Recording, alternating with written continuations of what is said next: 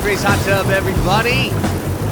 Along with Chris Reed and Raphie Cantor, I'm Craig Elsten. It is our pleasure to be with you once again as we officially and truly start to barrel toward opening day and the 2024 season for the San Diego Padres. We've been in off-season mode for oh so long, for the worst winter that we can imagine for Padres baseball in so many ways.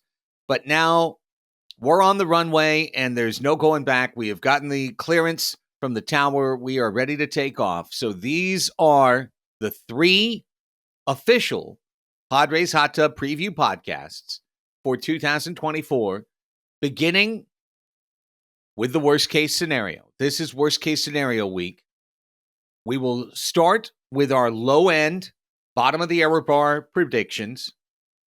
Next week, in a much more pleasant and hopefully longer show, we will give you our best case scenario and top of the error bar predictions. We will wrap that up 2 weeks from now with our actual official predictions for 2024. And by the time that is out, it'll be less than 24 hours until Padres baseball across the sea in Korea in the middle of the night.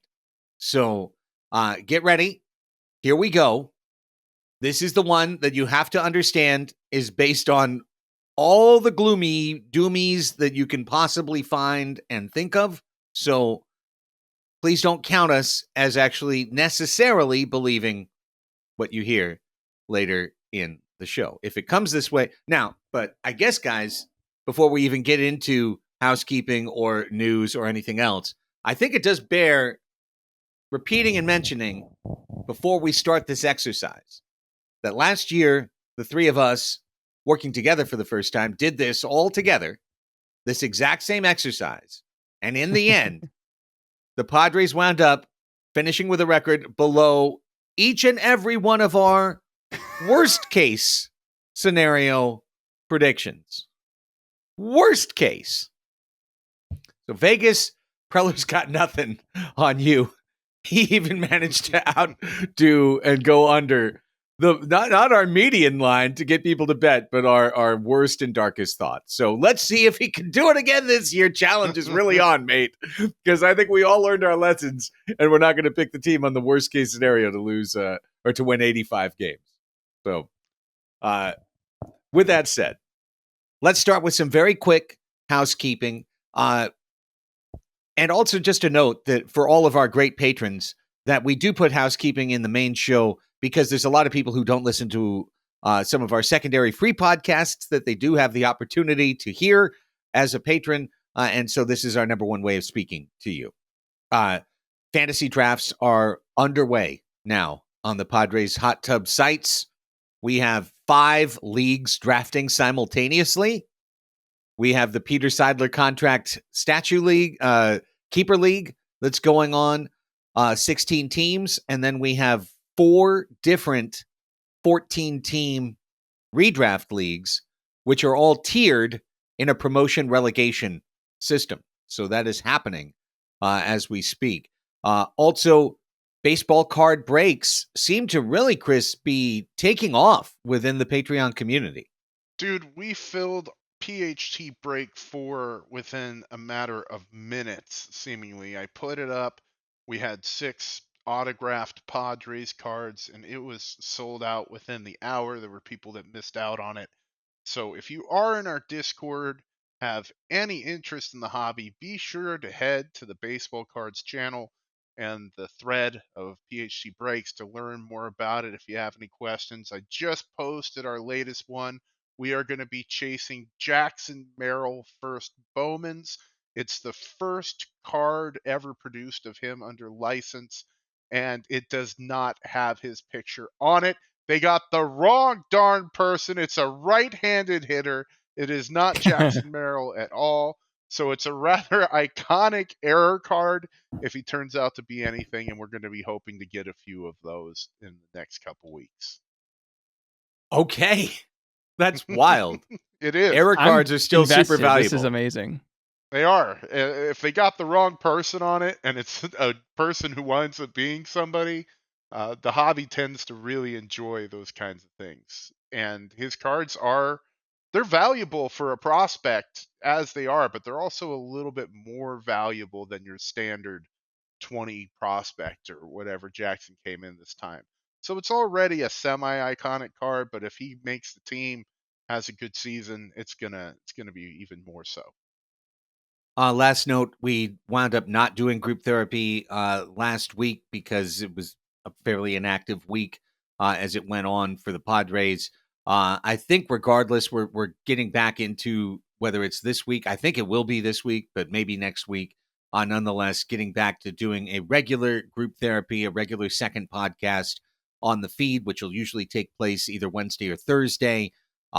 Stay tuned, but it'll probably be Thursday night this week. The place we do that is on our Discord. The way to get on our Discord is to be a member.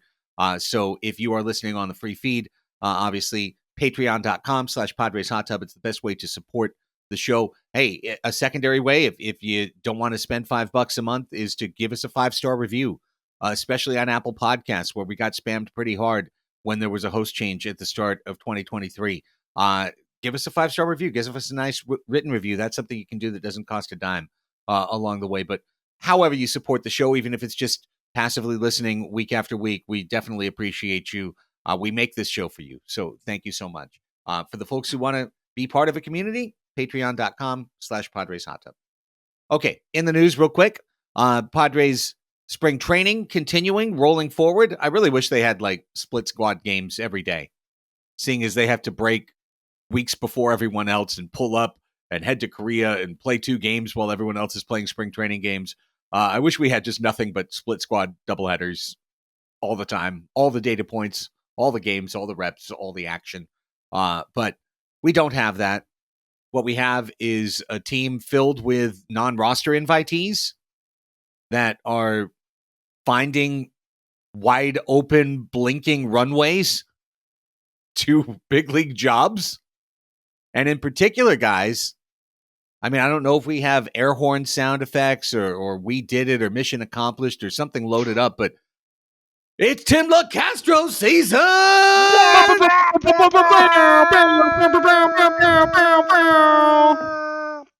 Look, Profar is so tired. LaCastro is so wired. Let's go. How about the speed and versatility? Who knew Tim LaCastro was the missing piece? Seth Smith, take a step aside. We got Timmy Lowe. Hey, from Tim Capello to Tim LaCastro, we'll find people to love. And yeah, guys, no real additions to Padres. No, yeah, we got Tim the Cow Strout. The Cow Strout. Tim LaCastro. He's 5 for 6, yo. Yeah. He didn't come to play. He didn't come to Peoria for the sunshine. My favorite fun fact is Tim LaCastro, as we record this on Monday, the night of Monday, March 4th, has an OPS of 2024. So if he's not going to be locked in this year, like I don't know any other year that he's going to be locked in. This is his year. That's the Mayans shit. I know. Yeah, I would shut it down right now. Just give him the spot. Give him lead off in center field, and let's take it from there. I mean, who knew? Tim LaCastro, the David Eckstein of 2024. He's just gonna pop in, and maybe his wife draws anime or something. I don't know. I asked Sam Levitt today on my day job, like, I know what the team says, but like, what's everyone saying around camp? Like, what are you hearing when you're there every day in Peoria? Tommy Pham coming? Is someone coming? Is something happening? Anything happening? And look, AJ Preller is good at keeping secrets. Most all of his moves have happened and just dropped, and you're like, huh? So I keep that in mind. But the answer was no. The answer was no. The talk, the push from the team side is that here's our team. Look at these great young players. Look at this opportunity. Look at these guys winning jobs in spring training. And that's just wild to me. That's wild. It's a predetermined thing by the team to take a cheap route and then to offer no competition other than Tim LaCastro and Bryce Johnson and Oscar Mercado and friends, and then be like, look, we had no choice. These guys beat out qualified competition to win the job. Yeah. I mean, I was just looking because I was curious at what point in the spring training in 2019 that Manny Machado signed, which as you all remember, was kind of in the middle of spring training. That was in late February. Like we're in the first week of March at this point.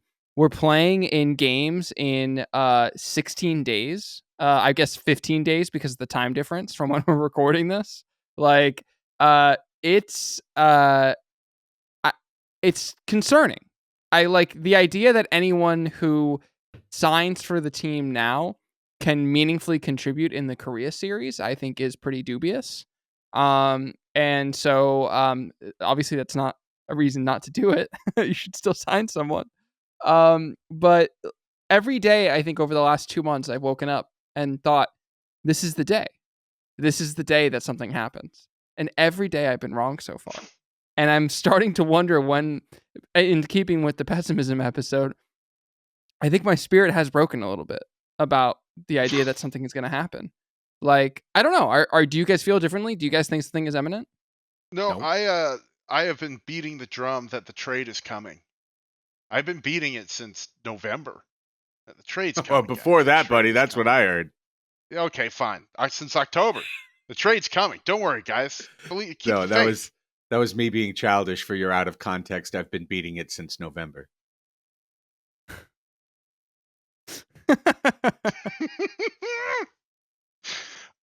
We're gonna move on from Craig's childish antics that he cannot pull on the radio, so he has to bring them here into our lovely frothy hot tub.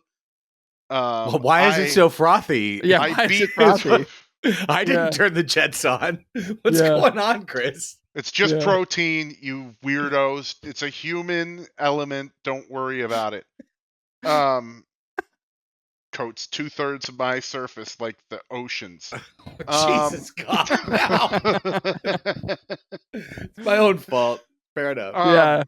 You encouraged I was him. talking about percussion, and you got into other things completely. To get to my point, I'm not so sure anymore. I'm not going to say it's not coming. We read it was either AJ Casavell's or Dennis Lynn's mailbag, those two fantastic reporters that I'm certain want their name brought up in this conversation. Those two about esteemed not gentlemen. Coming. About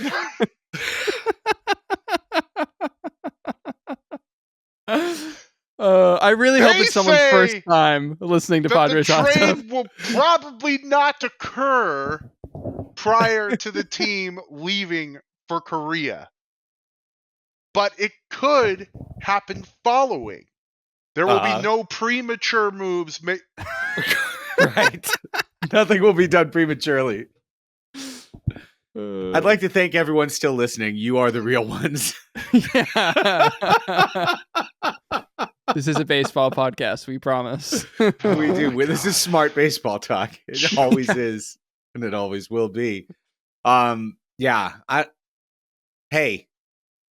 I couldn't believe that David Dahl and Rougned Odor would be the starting right fielders for a $260 million team, and that happened last year.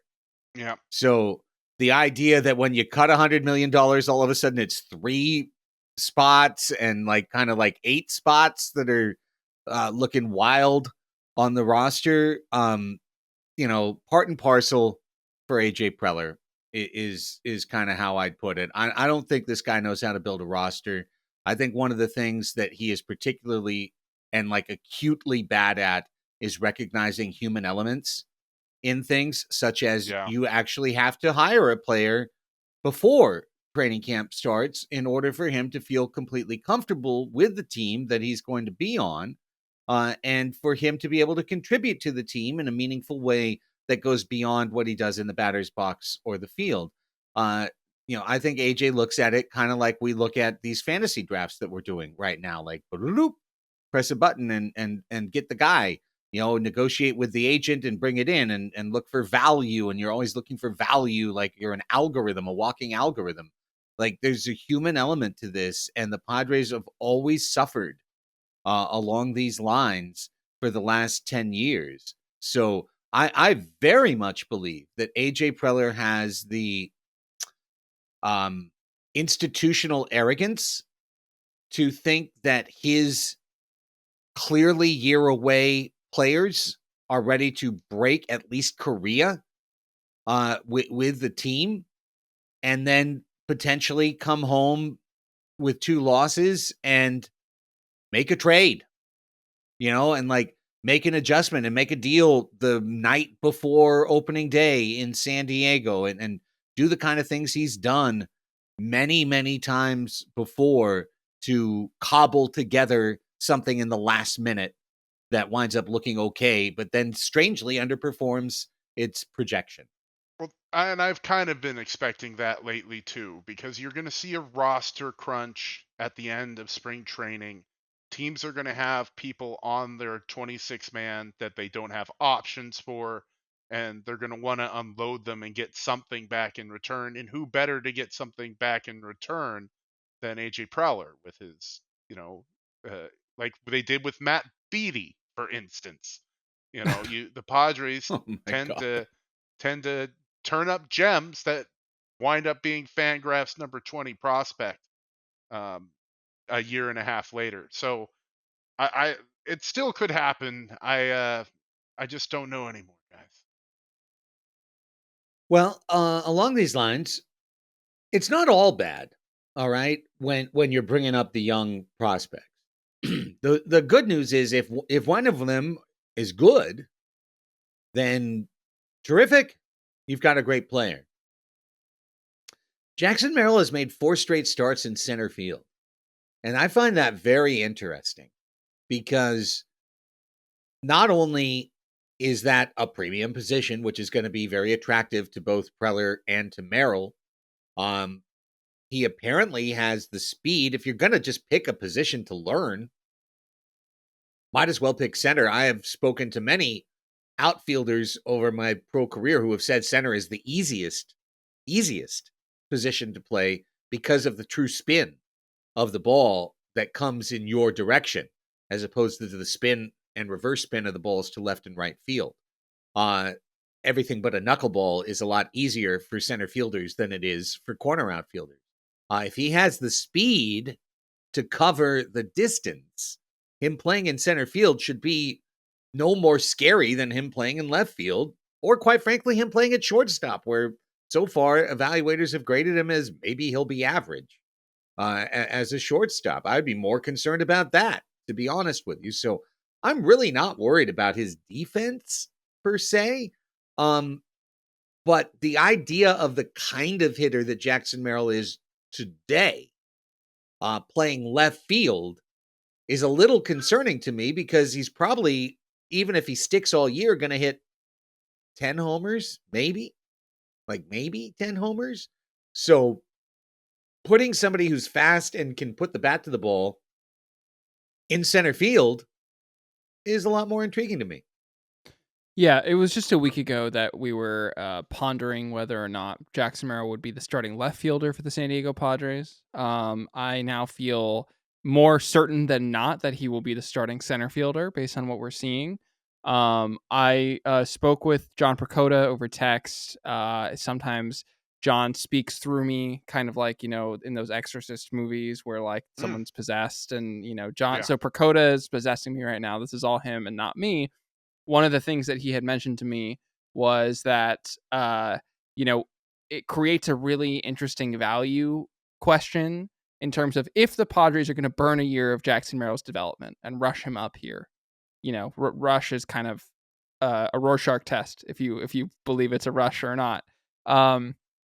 If he's rushed up here to play in left field, then it's not at all a value to the team, and it's potentially going to be detrimental in terms of his the development that is burned by playing him in a new position when he's not properly seasoned to go up against major league pitching. If he's playing in center field where his bat can be a little bit worse, and as long as the defensive chops are there, he can have time to develop offensively while still contributing to the team.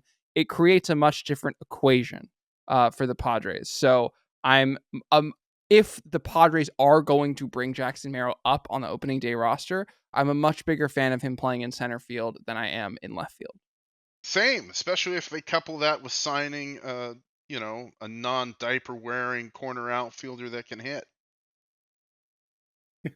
Wouldn't it be nice?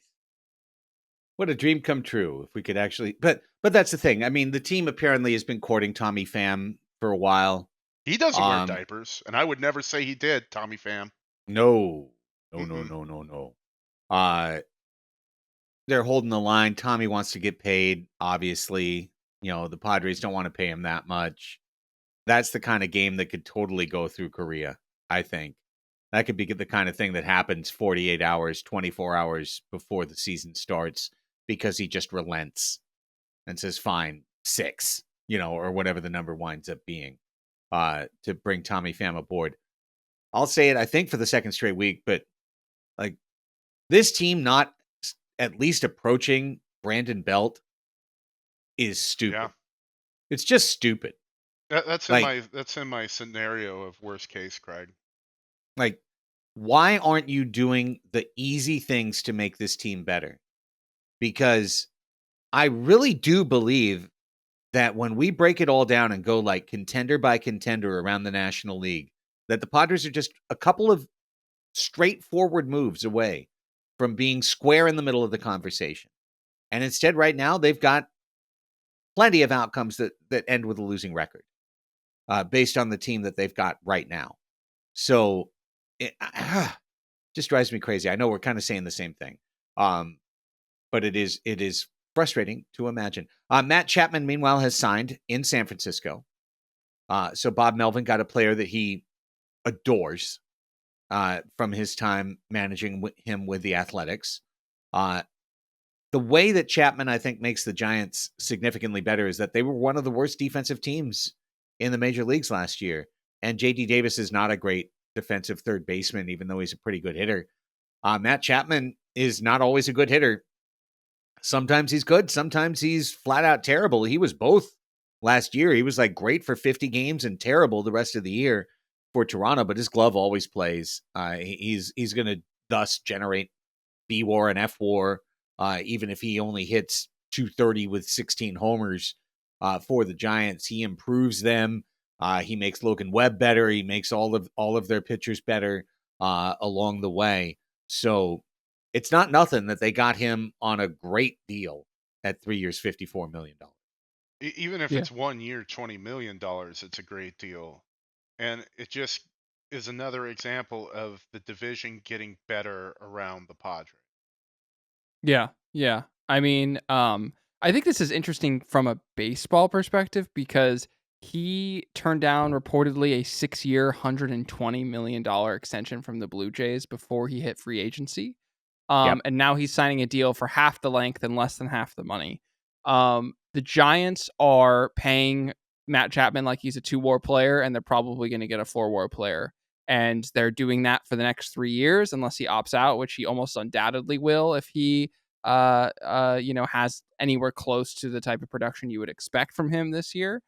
But, and we'll go more into this when we're talking pessimism stuff later, but this is just kind of the sort of thing that happened when you don't have the ability to spend money, is that you're not able to make moves like this because Matt Chapman didn't make sense to sign for the Padres. We already have Manny Machado.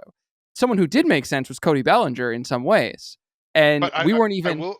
Let me just point out, if you're going back to last year and you're looking ahead at this year's free agency, if Manny Machado opts out, Matt Chapman is his competition. And Matt Chapman just got guaranteed 7% of Manny's guarantee. Mm-hmm. Or, it'd be like 15%, but for this year, whatever it is. But it's much less is the point. And the production isn't on the same, it doesn't correlate. 85% of the value for Matt Chapman at 15% of the price is quite a deal. Yeah. And I think also that makes us look bad is the point of that. But also I'll just say on top of that, the Giants can win the math game and show that they just won an equation with 85s and 15s, but I'd still take Machado Any day. over Chapman. So we've got the better player. It's true. Yeah, that's not the argument. It's just more a symptom of a larger disease, which has kind of ridden the organization, which is that we are like completely hamstrung to even be in conversations. Like, I'm more concerned about the Padres not signing Brandon Belt than I am about Matt Chapman signing for the Giants, because we were never going to sign Matt Chapman, but Brandon Belt's still out there. And so the point is that the Giants could sign Brandon Belt if they wanted to, and I'm not sure that the Padres can, because if they could, why don't they?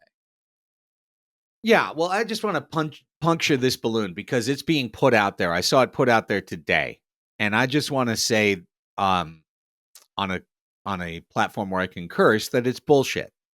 Okay, and that is the idea that the Padres need to keep a buffer going into the season when it regards to the luxury tax, which I have screwed up so many times in the radio trying to say competitive balance tax, and then my mind spits out collective bargaining tax.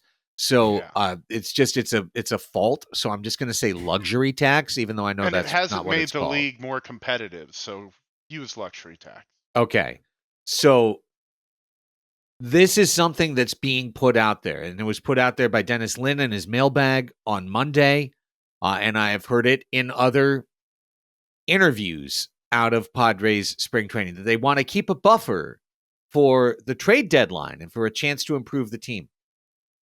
We've got 22 million, somewhere between 20 and 22, depending on which, metric you look at, of average annual value that the team can utilize before they are at the luxury tax. So do you need $20 million of buffer in July? If you're planning on trading for Juan Soto, but that's it. Right. Or Max Scherzer, right? Who's made $43 million, then you could afford him. That's bullshit. They're not saving up to trade for the most expensive player in baseball or 3 very expensive players at the trade deadline. They're just saving money. And then when the team is 13 games out of it at the deadline, then they're not going to make that acquisition. And they'll say that, we had a buffer, but we chose wisely as an organization to hold that powder so that we can utilize it in the offseason. When, I'm sorry, don't keep kicking the can down the road. You're charging the highest rates in the history of the team. To me, you've got 5 more days as we record this on Monday night, March 4th, to add to this team. And then if you don't get it done by Korea and we have to take an 0-2, I put a black mark next to the record. And again, we talk about a week before the regular season. This team needs to improve. And don't tell me that you're holding $20 million of powder. You've got money to spend. We're giving it to you as a fan base. Spend it. Here. Okay. No notes, man. Yeah. We're about to probably all 3 of us say the same thing over the course of ours. Yeah.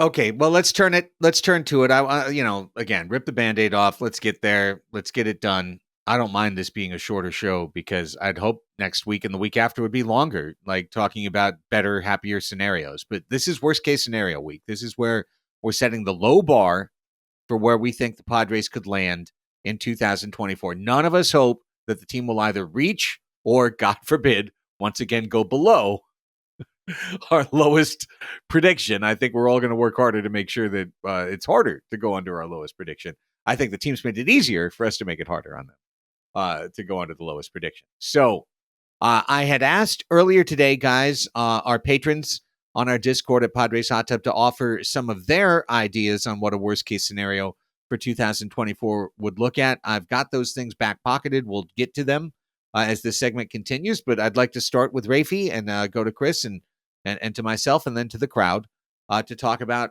worst case scenarios for 2024. Well, first of all, I just want to welcome everyone to a tradition unlike any other. This is my favorite time in Padres Hot Tub in our annual calendar that we have, these 3 baked in weeks back to back to back. It adds some sense of ritual to this experience of being a Padres fan. This is my favorite podcast to listen to, Craig, when it was just you and John, and so now I'm glad that this is my second year I've been able to take part of it as a member of this team. And before we start, I also just want to say last year really reset the error bars of what is imaginable for this team. And it's we had a Discord user, Gabe, who said something that I just want to highlight before we start, which is that the situation's already pretty bad. That like a lot of things happened last year that are already kind of worst case.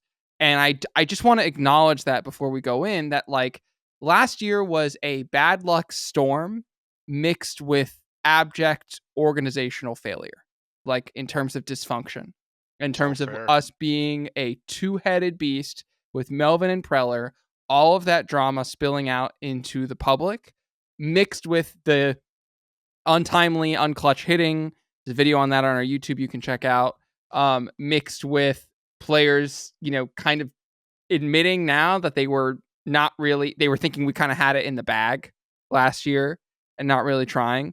And then of course the shit Sunday on top of it all was that our beloved owner died and put the team in complete unknown, in an abyss really of where we're going. We can only see as far as the headlights right now as an organization. So I just want to set the table with all of that, and just also say that there's have you guys seen the miniseries Chernobyl that was on HBO? Yeah, years ago? absolutely. So there's this wonderful scene at the end that I can't really spoil Chernobyl, but you guys know what happens. There was an explosion. But Jared Harris's character is giving his speech, and he's talking all about how the nuclear reactor was constructed improperly, and that they actually created the situation where there was positive reactivity when there should have been negative reactivity on the control rods. Blah blah blah blah blah. The tips on the control rods were made out of graphite, and we're the only country in the world that does that. And they're like, why? And they said, because it's cheaper. That's why. And that's what led to Chernobyl.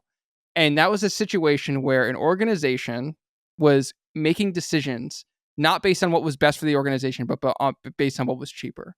And I worry that is now the cycle that we are now in as a baseball team. That we are making decisions not because it makes us a better baseball team, but because it's cheaper. This is familiar territory for us as Padres fans. But something that I think we all thought we were past. And so that's just what I wanted to acknowledge going forward. I obviously have a few things specifically. I wasn't sure if you guys wanted to roundtable or should I just do my whole spiel? No, I think, I don't know. What do you think, Chris? I was thinking spiel, but it's good to roundtable as well. I like spiel with the potential for interrupting. Okay, yeah. Interrupted because there might be spiel. some stuff that you guys have on your list. Yeah, like if your sweater has a thread I want to pull on, I might do that, but that's all. Okay. Here's the one that I think actually like really keeps me up at night, which is that the clutch regression doesn't happen. I was banging the drum last year that like this team was the most unlucky. It was like they had historically untimely sequencing, and there's plenty of data to back up that, that clutch is not a sticky stat. It's not something that sticks year to year. There's lots of fluctuation. And as I chronicled in my YouTube video about this, that most teams come after having a really unclutch year, come back and their clutch levels normalize and their win totals go up. Maybe this team of stars that they've put together just can't hit with runners in scoring position, like, which I know is maybe a little ridiculous. But at the same time, everything from last year was ridiculous, Chris. I want to point out that Bill James, this past offseason, acknowledged that he may have done a generation of sabermetricians a disservice by loudly claiming clutch isn't real, because now, after more data has been generated, it's looking like it might be. So that's my worry. That's definitely like a big worry for me. Another worry that I have something we haven't talked about on the show, but there was a Fangraphs article that came out about a month ago all about Fernando Tatis Jr. and the adjustments that, he needs to make and hasn't made since coming back from injury that has to do with his swing. And kind of the biggest part of that was that before he got injured, Tatis was an absolute monster on the outside third of the plate. Like, you could not throw high and away fastballs by him because he would put them into the right field seats.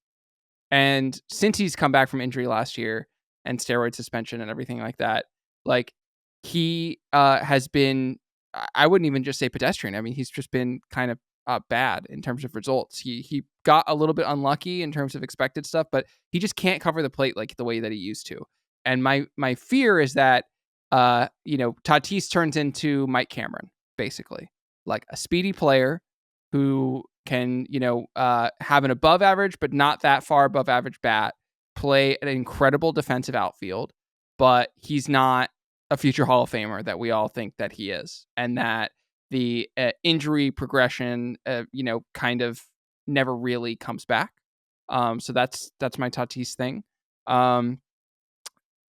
We didn't do a disclaimer before this, like talking about injury, because it's like, it's really easy just to be like, everyone gets hurt, like in her thing. And like, it's like, yeah, anyone could always get hurt. It's baseball. That's kind of what these things are. That being said, I think that there are two people from an injury standpoint who the season like really, really depends on. One is Michael King. I think that his elbow is a massive, massive question mark in terms of the way that he wants to contribute to the team. And I don't think that he's going to be the one to put the brakes on if something's funky. I think it's going to be up to the team, and I don't know if the team has that in their bag because they're in a position where they have to depend on his innings. So Michael King's elbow blowing up, like, I don't know, first couple weeks of the season, huge red flag. The other is Manny Machado doesn't properly recover from his surgery, and that his arm, which was one of the things that made him superlative elite as third baseman, just kind of is okay. And he's not throwing out that odd runner that he wasn't throwing out before. And he is not going to come close to sniffing a Gold Glove as a third baseman. I think Yu Darvish is at the age where he could just fall off a cliff because that's what pitchers do. So that's you. Brito and Vasquez from the Yankees don't pan out. Neither of them contribute to the starting rotation. They both turn into kind of like long relief men. And they're not that. They're kind of both Nabil Chrismat. That's not a good outcome for this team. Here's one. Xander Bogaerts doesn't transition well to second base. And we're all singing his praises of like, oh, he's going to be this great second baseman, like whatever. He doesn't transition well to second base. And then that creates conflict within the locker room because he now just wants to go back to shortstop, even though he's been singing Ha-Seong Kim's praises. But, well, if he's having trouble at second base, he's going to look back at the other side of the second base bag and think, hey, I want to be back over there. I'm the guy you're paying to be the shortstop. So, so that's number, go ahead. Sorry. We just saw Ha-Seong Kim do it, so it must be easy, right? Yeah, exactly. So that's I don't know what I'm at. I'm like number 6 or 7 right now. Cronenworth, the deal. Downward slide continues. He's just getting worse and worse as we have to pay him. And some things that are out of our control. Dodgers winning the World Series, I think, would be a pretty bad outcome for us. That would be really painful to watch. And Diamondbacks and Giants taking big leaps forward while we take a big leap backward in the division, and we end up in 4th place, or God forbid worse. But I I really don't know. Like, last year changed my perspective on everything. If we end up in 5th place behind the Rockies, like, I actually don't know. I actually don't know what to do. So, in terms of my pessimism win total prediction, should I give that now? Are we sure? Go ahead. Round that out. I'm gonna say 72 wins. That's my pessimism. 72 and 90. 72 and 90. That's my, like, everything falls apart. And that includes, of course, like, us rushing up prospects, those guys, coming in. We end up being sellers at the deadline. You know what I mean? Like, that's all kind of baked into this scenario. So 72 and 90 is my pessimistic case. Okay. Not okay. No. Not okay. That sucks. And I would hate for that to happen on most levels. El Senor Reed, what say you? That was like getting your nipple twisted and your shoulder bit. That's what that was like. Yeah, it was. It was unfortunate and painful. Surprising in some ways. For the podcast audience in the YouTube chat, they can see this, but I have put my name for the episode as Sauron, Lord of Orodruin, which is the original tongue name for Mount Doom, because we stand on Doomerville. But Raphie has blown my worst case projection way out of the water as far as Doom goes. Well done, sir. To give a hat tip to another Discord patron who I almost never agree with, and we fan very, very different. But Alex Pena said for his worst case scenario that we are living it. We're in it for all the reasons Raphie mentioned, with the organizational disarray, the tragedy of Peter Seidler's passing, and the seeming direction of the club's new ownership team. We're kind of in it. What else could have happened? They could have traded Robert Suarez in a salary dump.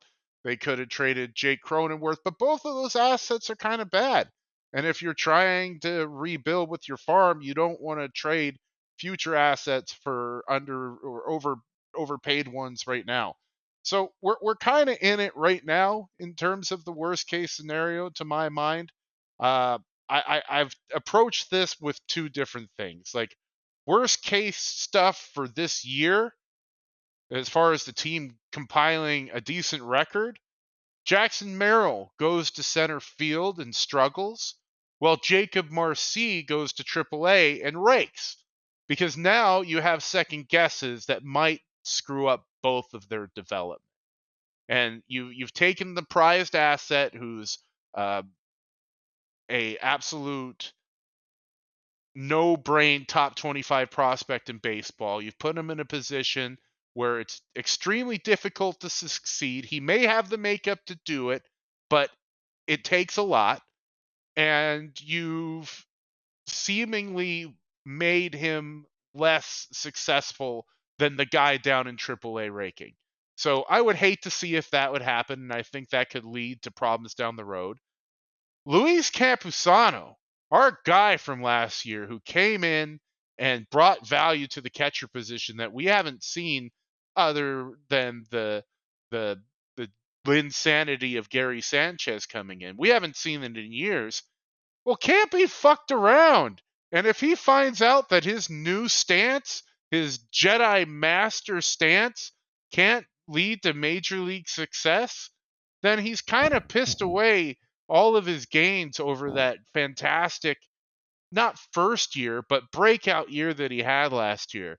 And he did hit a home run the other day, so that's nice. But I also have seen him overswing a lot of balls this offseason. And that stance is just noisy. I know a lot of people love it. I may be going a little, Billy Martin, old baseball in my take here. But do you guys like the stance? Let's take a quick little detour off the freeway. Are you guys concerned about the samurai wielding the sword that is Louis Campusano's stance? Unconcerned. Unconcerned. I would say, as a fan of baseball in the '90s, when I was a big fan of your Sheffields and your Councils and your people who just had funky batting stances. Like, for the game, I like it. For the player, I do not like it. No, it concerns me.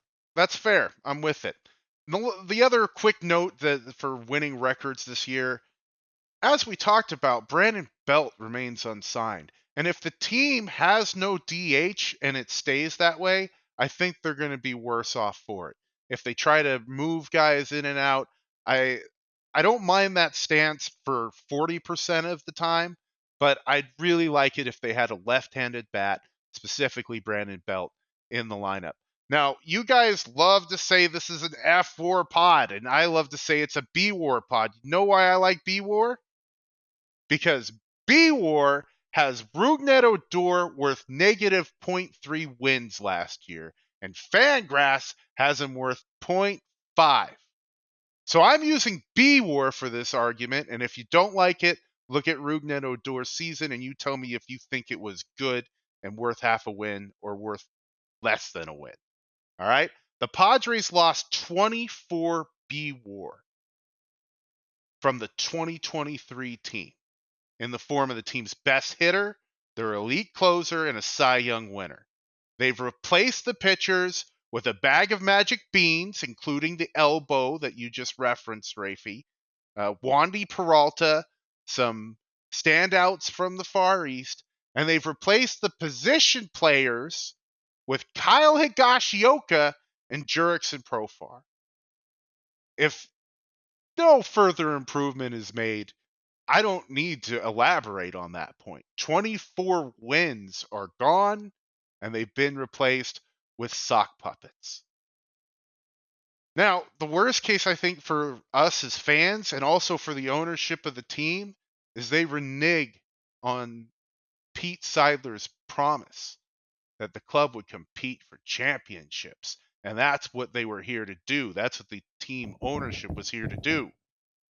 And if they do that, they're going to see attendance go right back to 1.9 million to 2.1 million. If you remember 2019, all the excitement of signing Manny Machado and the club committing to its future by promoting Fernando Tatis Jr.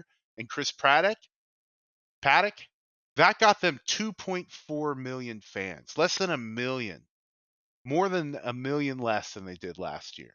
And that's what the owners will see if they continue on this path of stashing the money for a rainy day that will never come at the trade deadline, for deals that will never be made. Those numbers will return. The players will become unhappy because that's not what, even if Tatis returns to his former self, that's not what he signed up for. And if he turns to MVP form and the club doesn't invest its resources into a winning team, he's going to want out of here. So my worst case for this year is 77 wins and team becoming another franchise owned by cash leeching trustees who aren't committed to winning but are committed to a balance sheet. I agree with some of that, and the number you gave is just crazy high. So yeah. Well, let me give you the logic for that. In 2022, I think the team was about as good as it is now. Like, Blake Snell didn't pitch to a Cy Young. They had the same damn left fielder. They performed better in the second half than they were supposed to, than they probably had any rights to, because they went out and made those trade things. So I'm the optimist of the team, of the squad here. And I just can't see a team with Manny Machado, Xander Bogaerts, Fernando Tatis Jr., Ha-Seong Kim. I haven't included any of those guys in my worst cases because I think they're going to go. And barring injury, which I'm not factoring in here, I got yelled at last year for including injury to Joe Musgrove and you, Darvish. Look what happened! But I'm not factoring that in. So I say 77 wins is my worst case for the 2024 squad. Before I begin, please refresh me. We're not allowed to consider. I mean, isn't talking about injuries a function of depth? You yelled at me about it last year during this episode. You're allowed to do what you want, but you yelled at me. You said that can happen in any season. That can happen. Well, I mean, I'm Craig Elsten. I love Eric Hosmer, and injuries can happen to anybody. Okay, in my defense, you had started with a really weird and lengthy story about oysters and seagulls, and I was probably out like several minutes before we got to that. So I forgot the oyster order. Oh, okay. So worst case, we go with stop. That's it. No, oyster. You already did it. The West Coast ones are worse. Oh my God.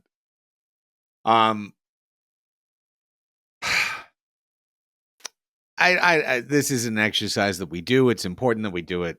I'm not happy with anything I'm about to say. Okay? I just want to. Don't act like you're Hold better on. than us. Does this all right? does this office chair have seatbelts on it? Yeah, Yeah. I mean, look. It begins in a conference room where some executives who have never been in charge of running a baseball team gather and face some cold realities. The team has to cut payroll. The team has raised prices. The team has no TV contract. And there's very little they can do about many of these things. They can book the best artists possible. They can revamp Gallagher Square. They can streamline as many financial avenues as possible. And at the end of the day, they're not going to be able to get to where they get. Plus, they've got this guy down the hall in baseball ops, and they just can't stand him. But they can't get rid of him because there's a whole owner and dying wish and keep it all together and all this stuff. So they say, here's the deal. Let's solve a bunch of problems all at once. Let's get under the luxury tax. Let's get way under our payroll numbers. Let's get in the most revenue we possibly can in 2024. And let's get to something that we all agree, including our baseball operations team. They've told it to us many times that we have to have in order to have any chance to be successful the rest of the decade, which is to get to a point where we've got a lot of minor league players that are contributing to the team at a low salary to offset all of these enormous salaries that we've agreed to along the way. So let's do all of that. And at the end of the year, we're going to be able to get rid of AJ Preller. At the end of the year, we're going to be set. We're going to have the money. We're going to have the transition. And we're going to be able to get rid of this guy that we haven't been able to get rid of before. And so we overpromote a bunch of minor leaguers. We create no depth for the organization. We let easily achievable targets sail by. And we walk into the season with a team that's obviously undercooked. As it turns out, Xander Bogaerts just is a thing that aged badly from the day it came off, like a car driven off the lot. It just started to depreciate the second you got it. And Xander Bogaerts is just a double play machine that doesn't get big hits, isn't really good defensively, and is just kind of a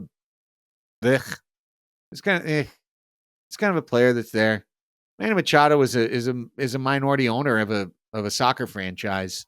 He's embedded into the city and the ecosystem in a way that's irremovable, but his best days are behind him. Jake Cronenworth was never going to be anything. He winds up being completely nothing. And you wind up with like 5 or 6 empty lineup spots for the San Diego Padres in 2024. The check comes due right away, just immediately. Ha-Seong Kim is struggling. He doesn't get the batted ball luck he had in previous years. There's issues up and down the lineup. These kids that have barely played out of high A are hitting 185 with no power, and they're struggling on defense. And when you look to the pitching staff, what do you have? A couple of injuries roll in, just the average number of injuries, right? Because I can't be hypocritical to whatever I said to Chris a year ago. So just an average number of injuries roll in for the team, and all of a sudden, it's the middle of the year, and Pedro Avila is your number 3 starter. Or some other guy that they had to pick up because they had to cut Pedro Avila, and then now he's pitching for Milwaukee, and he's 5-1 because it is worst case scenario podcast. So why not? The team gets off to a bad start. By the way, San Diego plays LA in 8 of its first 43 games. 8 of its first 43. The Padres lose both games in Korea. They're down 3-0 and 5-0 in both games in the first inning, chasing all the Padre fans back to bed. They wake up to find out that the team was never competitive in any of the games for any of the 18 innings. FanFest is a total snoozer. The team is 0-2. They're in a stuck spot. They come out, and at the end of 43 games, the team has won 14. They've won 14 games. They're off to a terrible start. Suddenly, Padres season ticket holders who have had a golden ticket for the last 3 seasons, Padres season ticket holders who have had the ability to resell half of their tickets and easily recoup the price of their Padres season tickets, are now paying the highest price they've ever paid. And it's the middle of May, and no one wants their tickets anymore. Nobody wants to buy a ticket to see Pittsburgh on a Thursday night. Nobody is that interested to see when the Rockies or the Diamondbacks come to town because those teams don't have real fan bases. And all of a sudden, those tickets are becoming expensive albatrosses for San Diegans all around the market and all around the country. Meanwhile, it's a video on demand team. So off to a bad start. People cancel their subscriptions. They're paying $20 a month. I paid for April. What the hell? I watched all these games. They're awful. I'm canceling that. Football are on a budget. The team looks and finds that even the meager $13 million that they projected to make this year on direct-to-consumer video on demand purchases, they're going to undershoot that by millions and millions of dollars. So that budget buffer that was created is not only never spent, but the team goes into, hey, austerity mode. We got to do the things we have to do to pivot to a more successful future. All the way in the inside, they're like, this is working out exactly as we planned. AJ's fucked. He's got no shot. We get to September. AJ Preller is let go.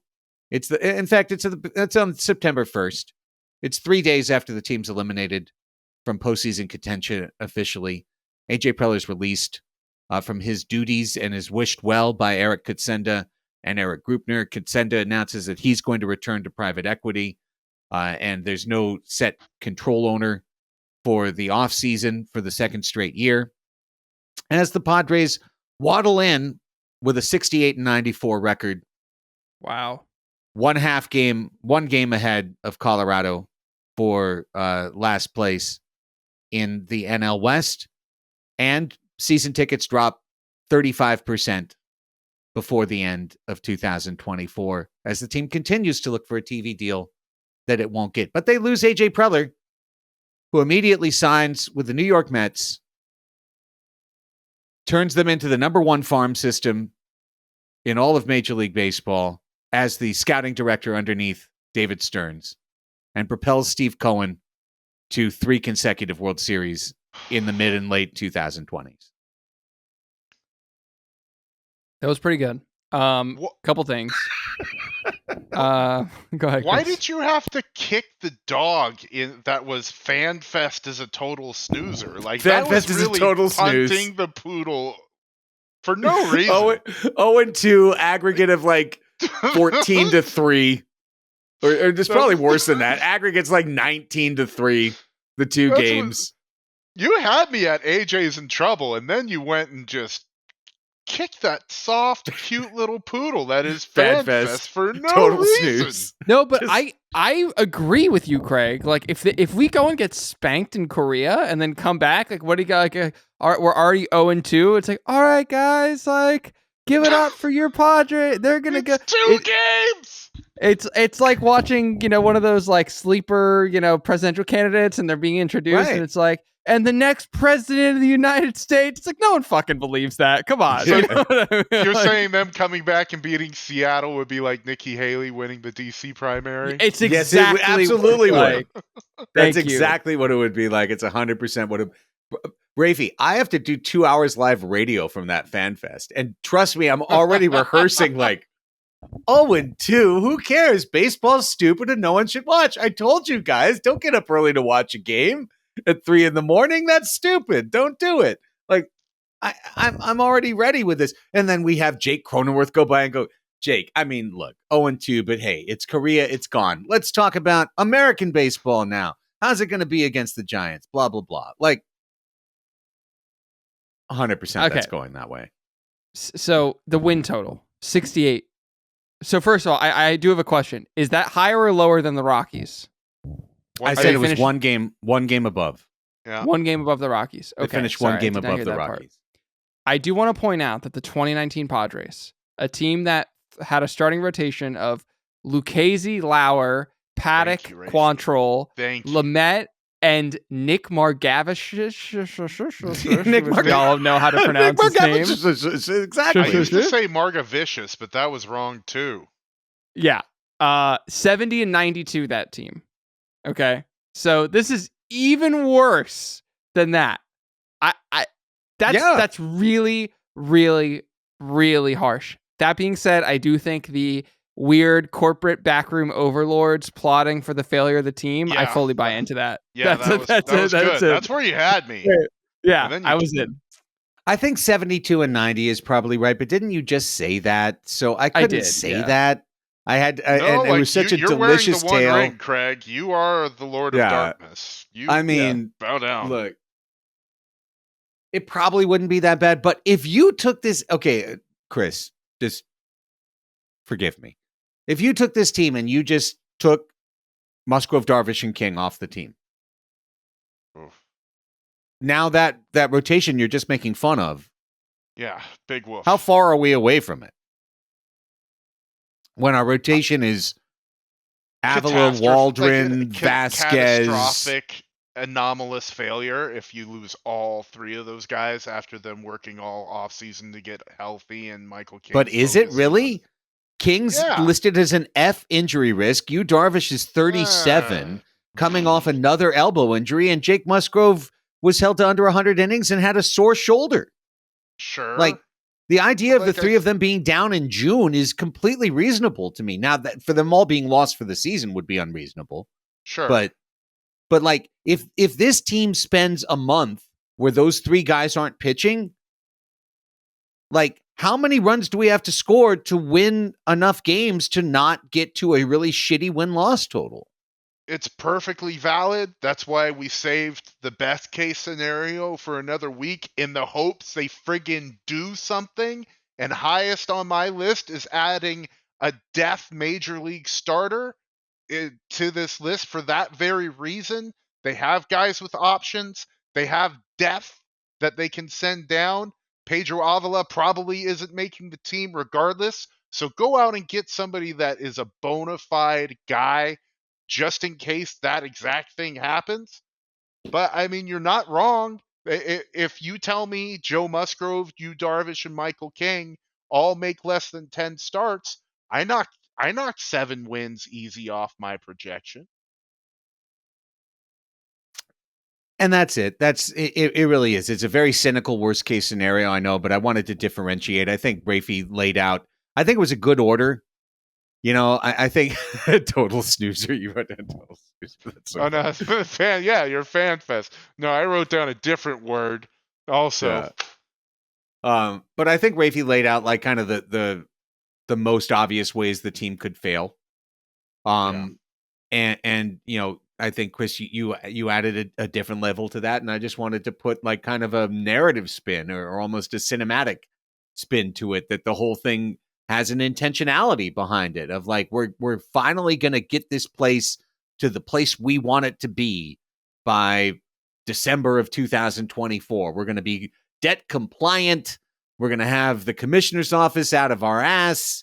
We're going to have young players positioned to come up, and we're going to be rid of this guy Preller, because the team is talking about this club as being a winner and a contender this year. And then they're also telling me that we could start Merrill in center and Marcy in left and Batten at DH and Rosario at third base while Machado's getting back.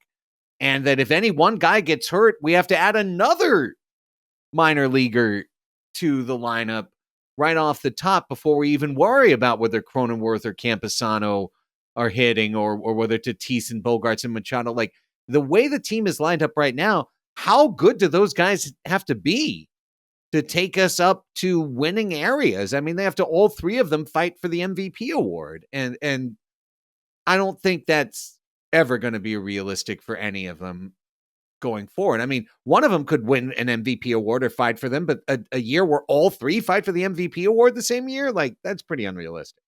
I think that's the plan, is at least Machado and Tatis fighting for MVPs in the next few years. And say if that's a valid plan or not, but I can wish cast on it at least. Okay, let's go to what the crowd had to say. We asked our Discord earlier this afternoon for some of their worst case scenarios. Oh boy, I mean, some folks really leaned into the level that I really do not want to go there at all. Buses and planes and trains and automobiles, all sort of things. But I'll something what he says, I think worst case is pretty straightforward and all too real. We don't make the playoffs and the Dodgers win the World Series.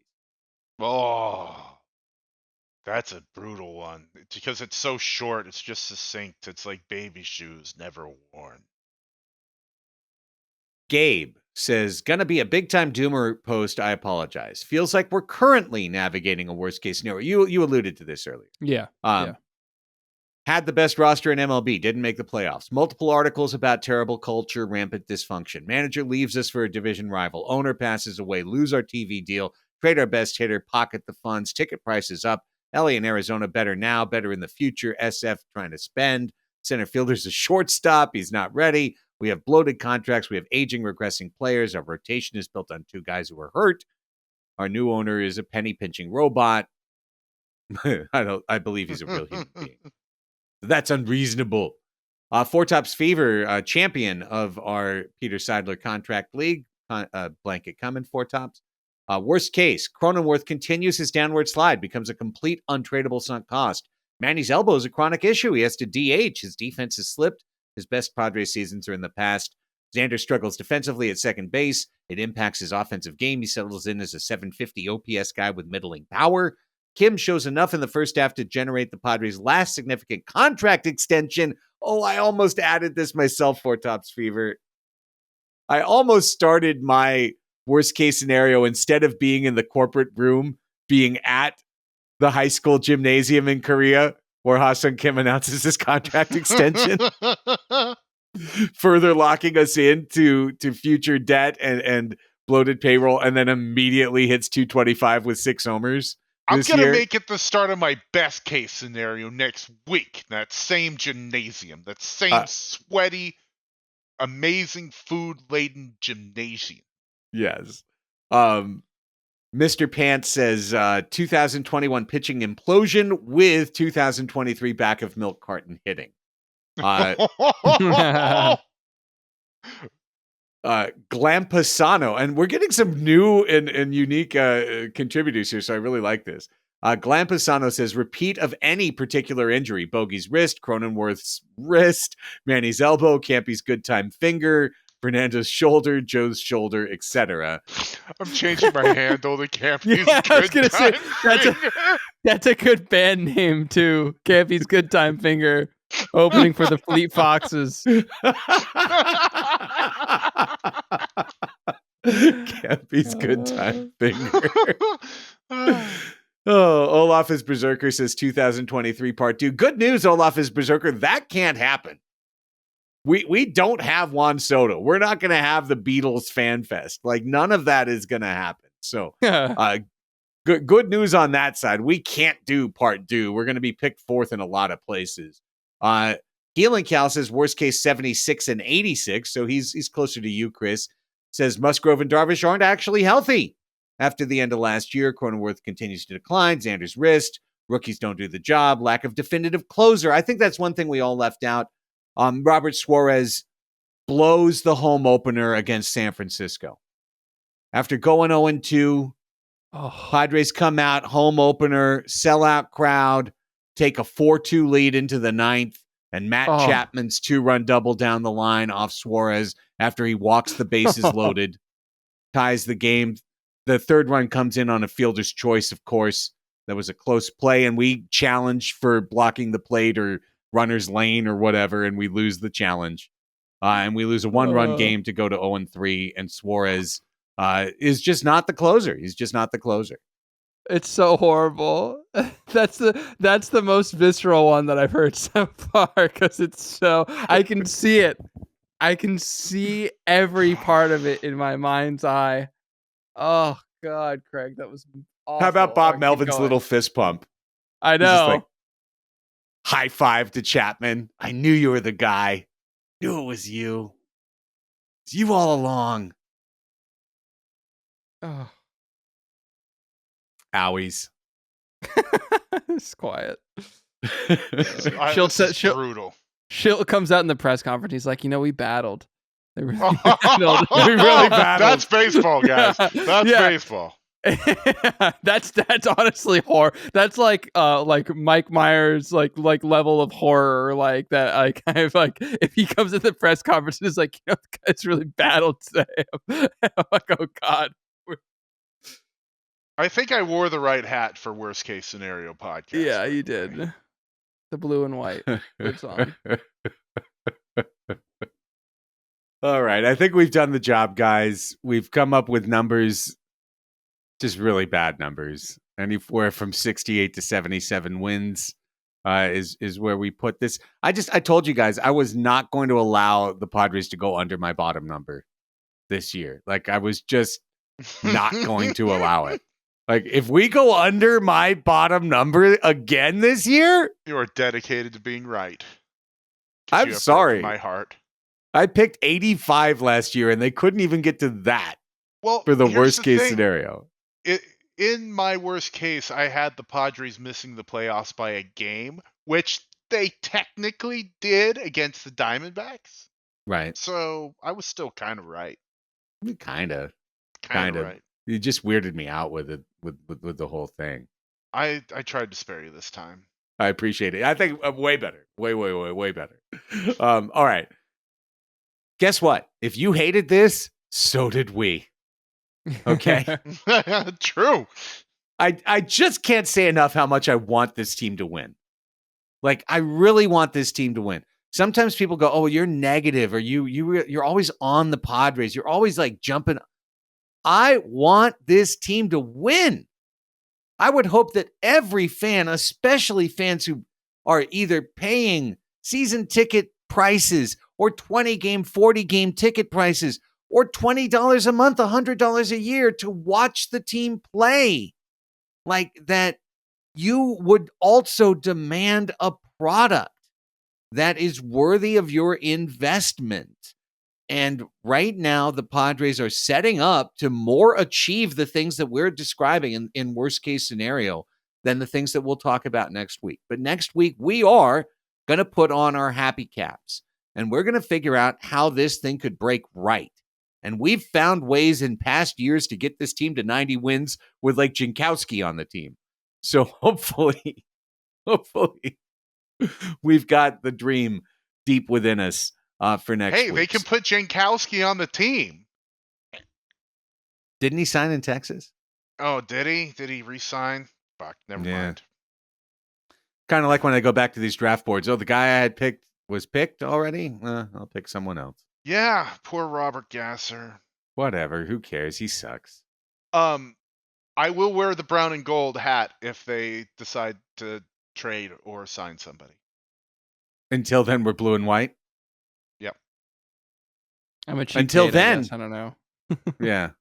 Okay. Well, for Raphie and Chris, I'm Craig. Thanks for being here. We appreciate it. This has been worst case scenario. I can't wait for best case scenario. It's coming next week. Go Padres.